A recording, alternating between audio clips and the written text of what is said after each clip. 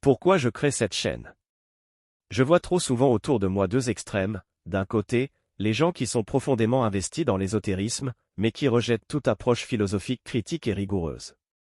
De l'autre, les philosophes qui refusent d'étudier les phénomènes invisibles, sous prétexte qu'ils relèvent de la superstition ou de l'obscurantisme. Prenons par exemple Bernard de Montréal, qui est l'un des rares à avoir réellement étudié l'astral et les phénomènes de vampirisme énergétique qui lui sont liés.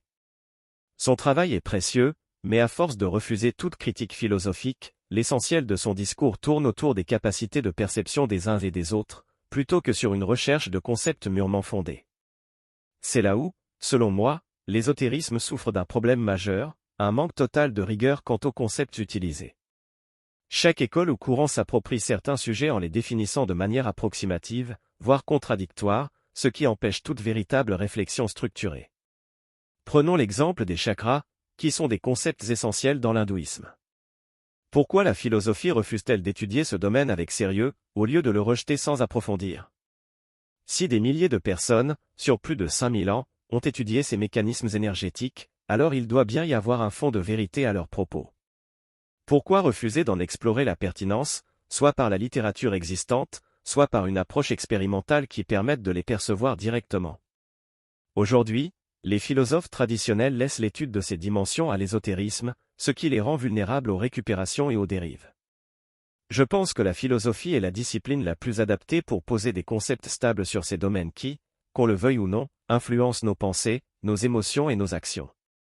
L'invisible ne doit pas rester exclusivement l'affaire de ceux qui le perçoivent, il doit être analysé, structuré et compris, car ses effets sont bien réels dans notre quotidien. Cette chaîne YouTube s'inscrit dans cette démarche. Je veux proposer une réflexion à la croisée de l'ésotérisme et de la philosophie, avec une approche à la fois critique et ouverte. Mon objectif est de poser des bases méthodologiques solides pour comprendre ces phénomènes sans tomber dans les pièges de la spéculation ou du mysticisme aveugle. Si ces sujets te passionnent et que tu cherches une approche qui mêle rigueur philosophique et expérimentation énergétique, alors bienvenue ici. Ensemble, nous allons explorer ce que la philosophie de la multidimensionnalité peut apporter à une compréhension plus lucide du monde invisible.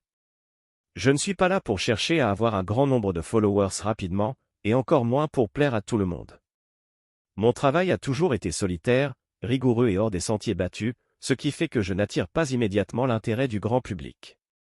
Mais je l'accepte, car c'est le prix à payer pour creuser des sujets qui n'ont pas encore été explorés, au lieu de recycler des connaissances déjà admises. Sur Facebook, j'ai pu observer ce phénomène. Au début, mes réflexions intéressaient beaucoup de monde, mais plus mes recherches se sont approfondies, moins j'ai eu d'interactions. Non pas parce que ce que je disais devenait moins intéressant, mais parce que cela demandait une implication plus grande, un véritable effort de réflexion. Et les réseaux sociaux sont rarement le lieu pour cela. Alors pourquoi cette chaîne YouTube? Parce que ce travail mérite d'être fait, même si le nombre d'abonnés reste faible au début. Je suis uranien, poussé à explorer des territoires inconnus, et à ne m'intéresser qu'aux choses nouvelles, aux idées qui dérangent et questionnent profondément. Mon approche est une quête intellectuelle exigeante qui refuse les dogmes, que ce soit ésotérique, philosophique ou scientifique. Dans mes recherches, j'ai toujours été confronté à un paradoxe.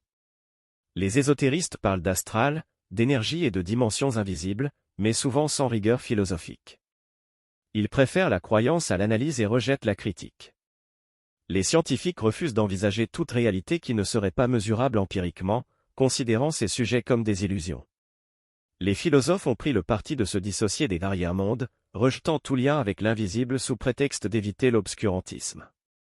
Or, l'astral existe, il nous influence, il interfère avec nos pensées et nos émotions. Pourquoi refuser d'en poser une étude critique et méthodique? Pourquoi accepter que seul l'ésotérisme s'en empare sans chercher à en construire un cadre intellectuel rigoureux? Mon objectif ici est clair, poser les bases d'une philosophie de la multidimensionnalité. Une philosophie qui permettrait enfin d'articuler ces trois domaines. Une pensée critique qui ne tombe ni dans la croyance aveugle, ni dans le rejet systématique. Une étude des influences invisibles, mais avec un discernement méthodique.